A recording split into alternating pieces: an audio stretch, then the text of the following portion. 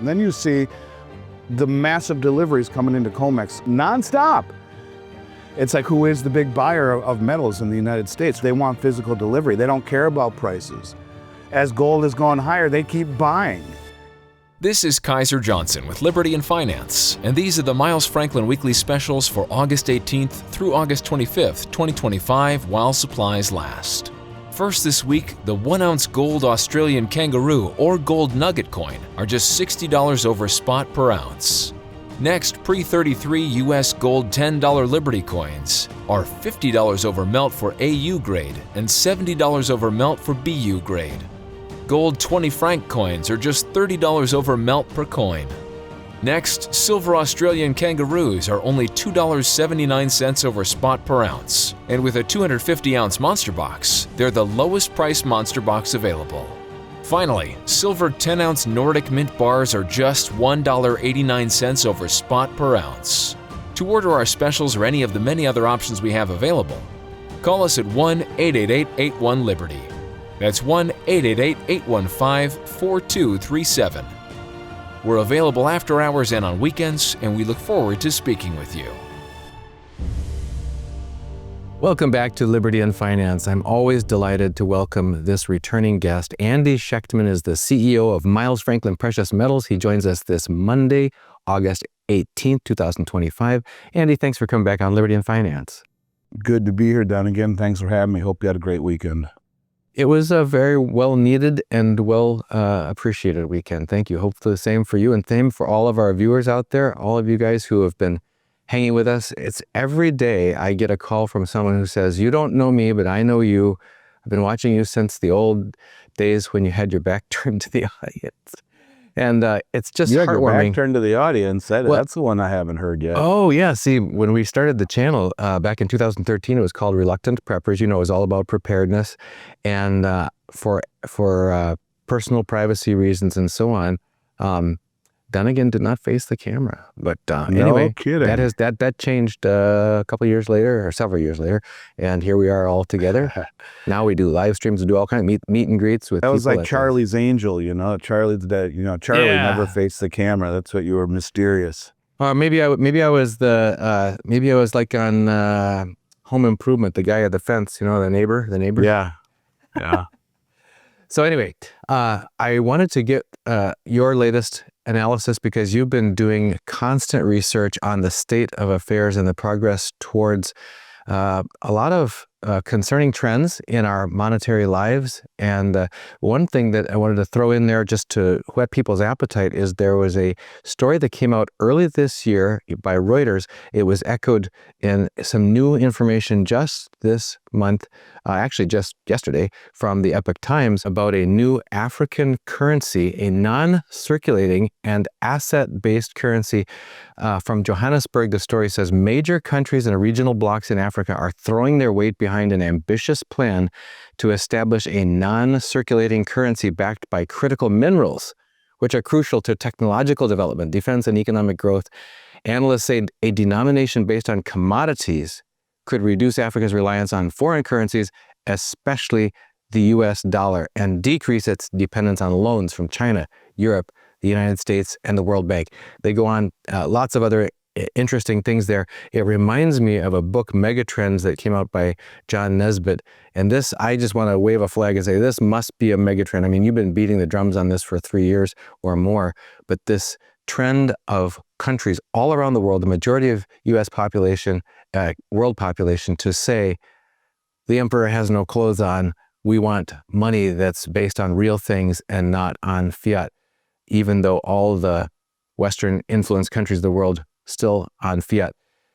So if we could get you to weigh in on this latest development, it seems to be another point in the line that you've been drawing out for us over the years, and tell us where you think this is pointing.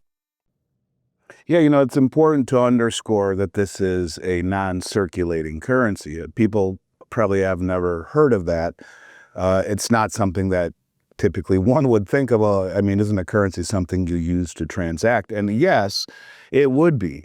It would be the ability for these countries to really break free, I think, from reliance on the dollar, to use their minerals that are in the ground that are becoming really a topic of concern, I think, to, the rare earth is a topic of concern to all governments nowadays. The critical minerals like lithium and cobalt and even things like copper, all of this stuff and the rare earths will be used as a collateral, if you will, or a backing of this settlement currency. It's a settlement currency for these countries to be able to, secure revenue streams for their infrastructure and for their energy financing.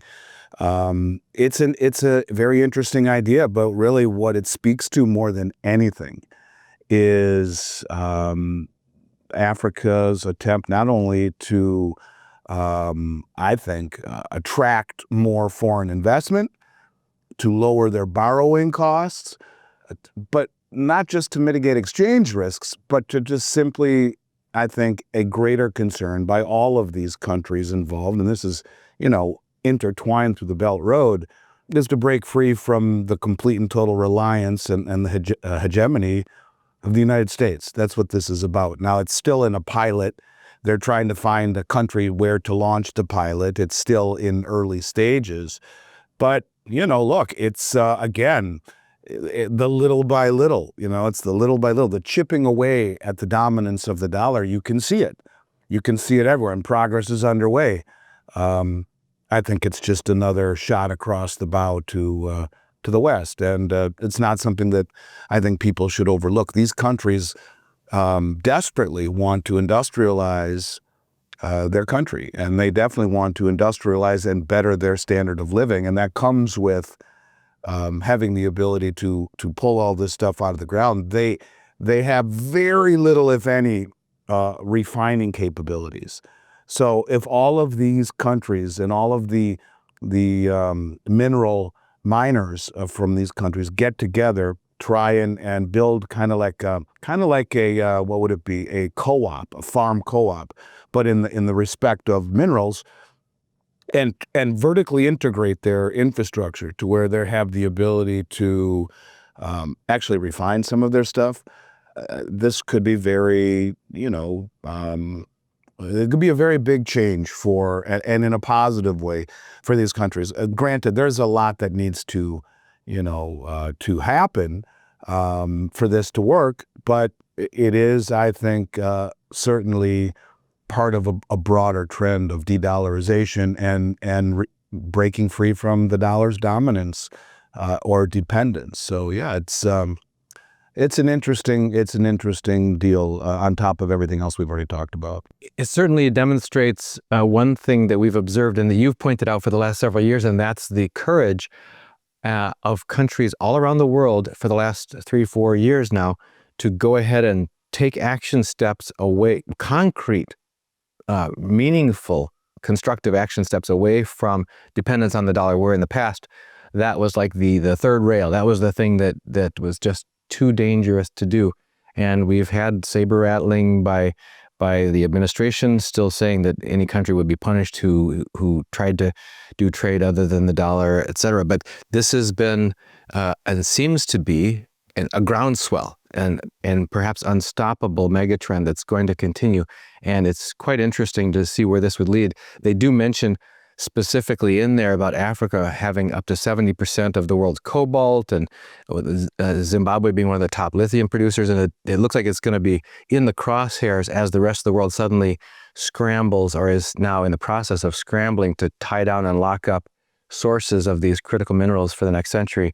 It absolutely seems that Africa is trying to be proactive here and moving themselves from always being taken advantage of and being collateral damage in these resource wars, which has been going on for 300 to 400 years of the colonial era. But they want to make sure that they're positioning themselves to be able to weather this coming storm in a way that is more stable and benefits their countries, which have suffered so much oppression and violence over the past centuries, partly due to the rich resource bases that they have and the comparative lack of infrastructure to be able to manage and protect those things. Yeah, well, and there's, that's the key point too. I mean, you need to have some sort of an infrastructure. You look at what's happening in Tanzania right now. There's people the police that are guarding the mines are killing people at the mines and at the refineries, trying to find out who they're selling the gold to and all of this stuff. It's a criminal enterprise. I was just reading a story about it. It was rather horrifying. But the infrastructure is an important deal here. And so that's the one strike maybe against them, is they have to find a way to create an infrastructure, a cooperative infrastructure, one that establishes trust. You mentioned Zimbabwe. Let's not forget they're one of the top 2 or 3 producers of platinum in the world too, right next to South Africa and Russia. So, I think there is a growing trend right now of who's got the stuff. And it's no longer about paper promises and storage receipts within a Western ecosystem as much as it is, what do you got? And is it real? And using that as collateral to maybe the realization that the stuff in the ground that people in the West are purchasing with dollars is more valuable than the dollars that are being used to purchase it. I think that's really the takeaway, is that these countries understand that this is their, this is a growing trend. The world needs the stuff in the ground here, and either they can continue to be exploited by the West, or they can try and find a way to coordinate, to cooperate, and pull themselves up. That's the whole premise of the Belt Road. And really, I think that is the rallying cry as well of the BRICS. This is what gives all of this legitimacy. This is also the challenge of these projects, is bringing these nations up not only to and pardon the reference, but I don't know any other way to say it, to a Western style of law and order, as silly as that, almost laughable as that sounds these days. But you know what I mean, a rules-based law of order system that benefits their own people. And let's hope that happens for these people and make the world a better place, I think. So anyways, very interesting story. I think people should check it out. And it's one that's very quiet. I haven't read much about it. You turned me on to it. I've heard about it, but never really thought it was anything more than an idea. It does have some teeth. It does have some legs. And it is right now in the process of they're entering into a pilot phase. They're deciding on a country to launch it in Africa, South Africa. I guess we'll see real soon.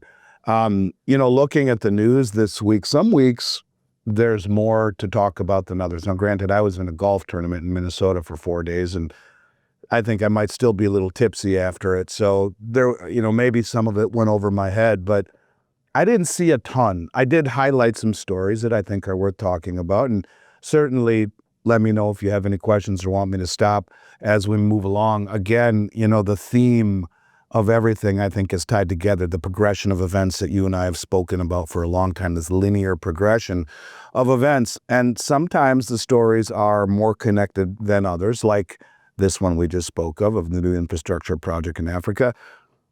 But others, it's just symptomatic of a bigger problem. Like, for example, the number of young people living with a parent, has surpassed the start of World War II. So when we talk about an economy that is supposed to be so great, you have to wonder, is it really? If more kids are living at home with their parents than at any time in this country's history since the start of World War II, food for thought. Yeah, and I get, again, the term kids there always gets me a funny thing, because you're talking about young adults. You're talking about, because remember we had the Obamacare that was going to cover children up to age 26. It's like, if you told someone in World War I or World War II that we're going to call people up to age 26 children, they would have thought, maybe somebody should have had some chores assigned to them on the farm to grow up a little bit younger. But this is I think what you're talking about is the lack of the truth of the economy, unable for young people, young adults, unable to realistically support themselves with the employment opportunities, the pay rates, the taxes, and all the other expenses, and the inflation destruction of earnings and savings that are prevalent. And I think, honestly, Dunnigan, if I had to guess, and I'm going to, some of the stuff that I talked with you about a few months ago, you're seeing it everywhere. And again, I got lucky. Maybe it was I got lucky, or I'm just stupid enough to say these things. But a lot of the stuff that I was talking about a few months ago have happened. such as the talk of gold revaluation and the ideas behind it, the idea that maybe it is the Treasury or the U.S. government itself or the Federal Reserve bringing back all of this gold. Maybe there is something bigger behind what is happening. Now you hear everyone talking about another thing that I just heard people talking about that I said on your show a couple weeks ago was I believe that they will eviscerate the dollar. They're going to, they have to, in order to pay for things, which would lead into something like universal basic income. And if I had to guess, you'll start to hear stuff like that, that once we have to make this sacrifice of devaluing the dollar tremendously, that you will start to see things like, UBI because of it. You get a guy like Stephen Mirren on the Fed board that it's just supposed to be mundane. The media looks past it. Oh, it's just a temporary baloney. This is the guy that advocates. This is the Mar-a-Lago Accord author. This is the guy that ain't going anywhere. And he advocates for a much weaker dollar. He advocates for it. If we don't have a much weaker dollar, we won't be competitive. Vance says, I don't want to be, maybe not being the world reserve currency is better for the U.S. than the benefit. You're going to see talk like this. We're going to push the world into using local currencies like we keep seeing all around the BRICS nations. We don't want to be the world reserve currency anymore because you can't be the engine of manufacturing and be the world reserve currency. Triffin's dilemma says that does not work. We've gone over this. You're going to see more and more and more of that. And so for the people who are going to find themselves, I think, paying higher prices and unemployment escalating. We saw the revision of all of those numbers a week and a half ago where they said that we had somewhere in the neighborhood, I don't know, like 500,000 jobs created over May and June, and it was revised down to 65 or 70,000. The numbers are, and then he fires the head of the BLS, and it should be the BS, period, not the Bureau of Labor Statistics. It should be the bullshit. Let's just call it what it is. Anyways, moving on. Speaking of inflation and higher prices, the producer price index jumped by almost 1% in July. Wall Street was expecting 0.02%. It was 0.09. It was the biggest monthly increase in several years. And, you look at that and then wonder, will we really see the decrease in rates in September when inflation is taken off like this? You got Powell comes on and says, well, it was the strange services inflation this time, not the goods, but I don't care what it is. The numbers are completely and totally misstated. Yes. You totally, two things. One, that's a 1% month-over-month increase, which is what you said. Just want people to let that soak in. This is not compared to the previous period annually. This is per month. And secondly, you remember what happened during the spike of inflation in the post-COVID lockdown when everybody said, oh, this is just transitory, it's transient, and it's going to... How they came up with about 4 different terms over about a 4-month period to talk about how this was not going to be permanent, pervasive, and it was just going to be just a flash in the pan, and yet it set a new tone for the destruction of the currency. No mention was made of, oh, by the way, we just, flooded, you saw that hockey stick spike in the so-called money supply, the currency supply that happened at that same time. So go ahead. And you're seeing that right now too. You're seeing an unprecedented rise in M2. So you're seeing money supply rise. At the same time, you're seeing unemployment rise. And one thing that's very interesting is you look at money velocity. And it's at all-time lows right now. And when you see increase in money supply with all-time lows in velocity, meaning the money's not moving hands, right? So it tells you that the economy is sickly underneath it, that they're pumping in money again. The economy isn't reacting. Unemployment is getting worse. And it's a detachment from Wall Street to Main Street. Do you wonder why all the insiders are dumping stocks? New home starts, new home sales, mortgage closing, refinance closings, all of these are just down, down, down. There's desperation in the real estate sector, and yet you just see nothing moving. By and large, people are not buying, people are not selling. And the prices are kind of holding steady in most places. It's like as our dear departed friend Rob Kirby said, it's when Wile E. Coyote runs off the cliff and he's suspended in midair and he hasn't held up his little parachute that says yikes yet. Yeah, and it's true. And so the economy is not doing what it pretends to be doing. I think it's very interesting for sure. And when you talk about a weakening dollar, I mean, the dollar's already lost more than 10% just over the past 6 months. And to put this into perspective, when you think of Stephen Mirren, who is now on the Fed board and wants a weaker dollar, Vance saying we don't want to be the world reserve currency anymore, maybe, all of these pieces are coming together. You see the crumbs, and either you see them and you have the courage or the stupidity to say it publicly like I do, or you don't. I'm saying it. They're going to destroy the dollar. They're going to destroy the dollar in order to save the bond market, in order to reshore manufacturing, in order to, at some point, try and reestablish credibility and grow our way out of a problem that mathematically we can't right now. But the last time the dollar fell this much, this early in the year, I guess, I was reading an article that just said, and was 1973, right after we finalized the break from the close the gold window. So, we're a year and a half at this point in 73 after closing the gold window, and the dollar just started to crater, and you saw high inflation and a devaluing dollar. This is where we are going. I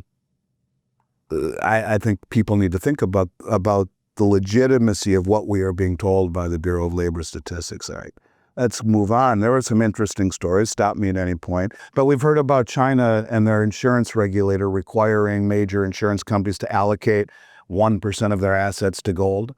And one of the things that I found interesting, I don't really know why they brought this up again, other than to say it's going to be perhaps increased and broadened to not just their major players, which has already at this point, what it is right now, not only is it creating more de-dollarization, but it's absorbing up to 20% of annual global mine supply just from these insurance companies.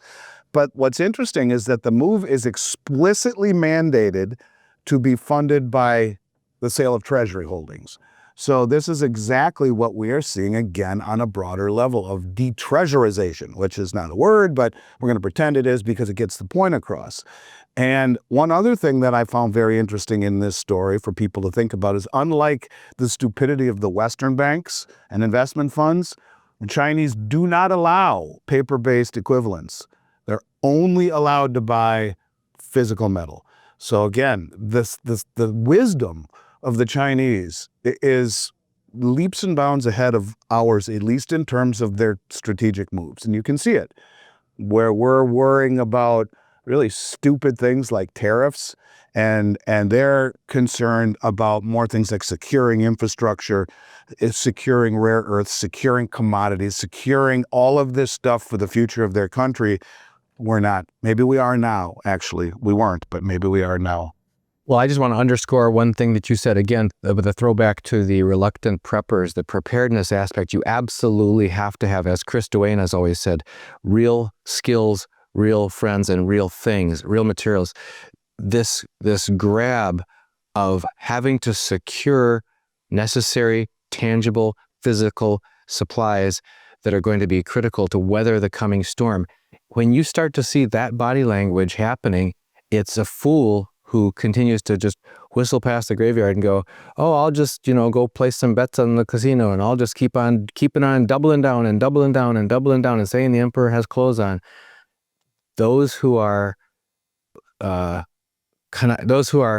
worldly wise, those who have demonstrated the shrewdness to position themselves strategically for strategic advantage, as you've talked about in the Sun Tzu's The Art of War, and many times with us, are the ones who are getting the real things now and tying down firm and hard supplies, either directly or with very, very strong commitments and collaborations with countries where those are to be found, and avoiding these derivative type products that the West just seems to be just spinning out of, just doubling down. Now, you say that there's some in the West who are intimating that there's a departure coming, an imminent departure, but the ordinary man on the street has no idea. They just keep being told. And you've told us the little man rule. You might as well remind us exactly what it was again and tell us where it came from, where you saw it, and what it means. The little man rule is, I learned about it in college in macroeconomics, and then basically, day one of our econ class, and the little man never wins. The little man is the herd. The little man is following the herd because they don't have the courage or the time or the understanding to think for themselves in terms of investing. The trend is made long before the little man catches it. And you can see that, like, for example, right now. I mean, there is no better contrarian indicator than I've ever seen in my career than seeing massive insider selling. The institutional is selling between 2 and 4 billion a week since June 1st. I've said this the last 2 weeks over and over. Bezos selling 6 billion in Amazon since June 1st. Buffett, Jamie Dimon, all of these people sitting on huge amounts of cash and selling securities when the public is all-time record high investment in the equity markets, all-time record high margin debt, all-time record high option exposure. This is a speculation to the nth degree as the insiders are moving the other way. And then you see the massive deliveries coming into COMEX, we're going to talk about in a moment, nonstop. And the public having no idea. I mean, when you talk about the little man, that is the little man. The little man is going the wrong way, always loses, always makes the wrong move because he follows the herd. And the big money uses the rhetoric, the information or disinformation or misinformation to position themselves before everyone else. It's like, who is the big buyer of metals in the United States? Whoever the hell it is, they want physical delivery. They don't care about prices. As gold has gone higher, they keep buying. And, could it be? To me, it's the government. And whoever it is, they want the gold. I think it's the Fed or the Treasury. But, it's certainly not just tariffs and arbitrage. It has nothing to do with that, as far as I'm concerned.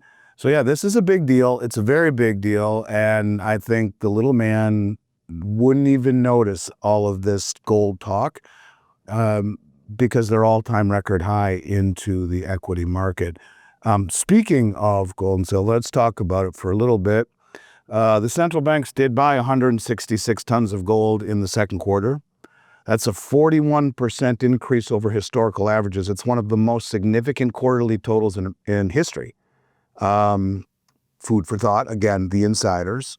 Public has no exposure to gold, yet this is one of the most historical significant quarterly totals in history.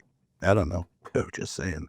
The silver price in Shanghai, again, is trading at about a 6% premium arbitrage. This is what we're seeing, more stuff flow that way for arbitrage. And that stuff's never coming back. We look at all of the metal that left COMEX recently, and we talked about that last week, how so much is leaving.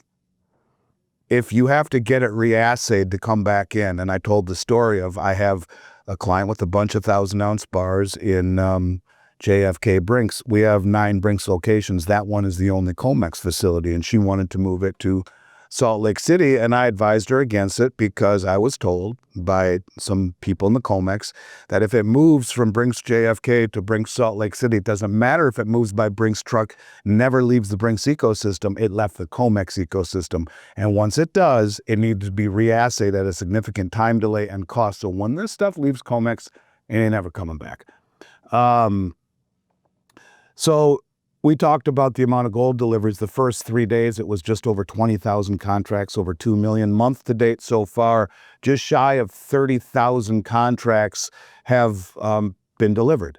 And so again, you're talking 3 million ounces of gold, right? So who has this kind of money for 3 million ounces of gold? I don't know. I mean, there's still a whole bunch of contracts left open that can settle. And we've seen an increase, a big increase in the amount that initially say they're going to post for delivery, and then the addition of almost 9,000 contracts since then that have stood for delivery. Silver so far, it's just under 1,800. So at almost 30,000, that's 100 a contract. That's 3 million ounces. So let's just play around and do the math. It's going to be just under 10 billion, but, well, we can figure it's just under 10 billion.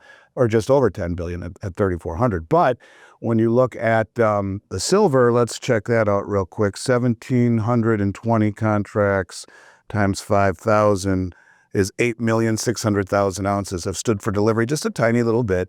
So you can see the big money is continuing to drain the exchange. And the deliveries have been huge all year in silver and in gold.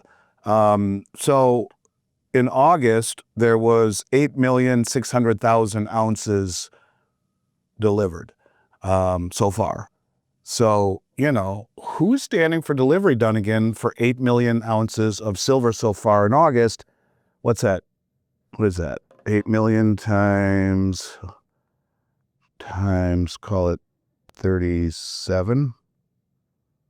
That's $296 million worth of silver that has stood for delivery so far in the month of August,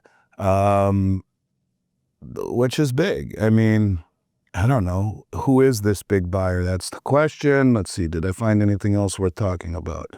Looking at the stock market, I noticed that NVIDIA alone is now 8.2% of the S&P 500. That's 3 times the size of the entire energy sector. And that energy sector is made up of 25 stocks. And most of those energy sector stocks are directly involved with producing the energy required for data centers, full of machines which are full of NVIDIA chips. Just saying. Treasury demand. The government auctioned off $724 billion worth of Treasury securities last week, in a week. Short-term bills comprise the majority, $505 billion, including $100 billion in 4-week Treasury bills. That $100 billion auction of Treasury bills is an unprecedented, highest ever amount of short-term treasuries that they've ever sold in one time. And I don't know, it's dangerous to sell short-term debt to fund long-term debt, just saying. We finally got the specials done again, so here we go. Starting with the 10-ounce silver Nordic mint bar at $1.89 over spot per ounce for a 10-ounce bar. They are IRA eligible and a nice bar that we mint and produce ourselves. The 1-ounce silver Kangaroo at $2.79 over spot. Those are the purest silver coins in the world at 4 nines fine, and one of my favorite. They also come in mini mint boxes of 250 coins per box. The only major mint that does that. Everything else is typically 500 ounces. Makes for easy movement and storage. We have the Swiss 20 franc, the gold 20 franc, which is 0.18675 of an ounce, roughly a fifth of an ounce. It's a really cool coin. And from a standpoint of a fractional coin, one of the best values at $30 over melt. Spot gold times 0.18675 at $30. There's your price. Next, the 1-ounce gold Australian Kangaroo or Nugget, 1-ounce gold coin. Again, sticking with the Australian theme, high quality, one of the 6 major mints of the world. Really, really nice. And at $60 over spot, that's as cheap as I've ever sold a 1-ounce gold coin for, at least in terms of its percentage.